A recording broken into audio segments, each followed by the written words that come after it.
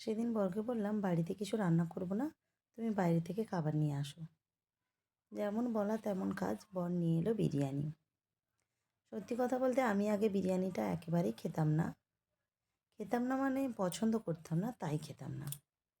কিন্তু খাওয়ার পর যখন পছন্দ করতে শুরু করি, তখন কিন্তু এটা সত্যিই আমার ভীষণ ভালো লাগার একটা খাবার। আর আমাদের বাড়িতে যখন চিকেন বিরিয়ানিটা আনা হয়, তখন কিন্তু লেগ পিস দেখেই আনা হয়।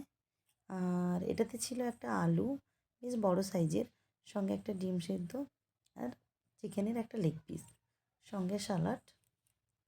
বিরিয়ানির সবথেকে ভালো লাগার জিনিসটা হচ্ছে এই আলুটা, এত সফট যে আর বলার কিছু নেই। সঙ্গে একটু চিকেন আর একটু পেঁয়াজ নিলাম। পেঁয়াজটা আমি একটু অ্যাভয়েড করি, মানে আমি পছন্দই করি না। তবুও যেহেতু বিরিয়ানি খাচ্ছি,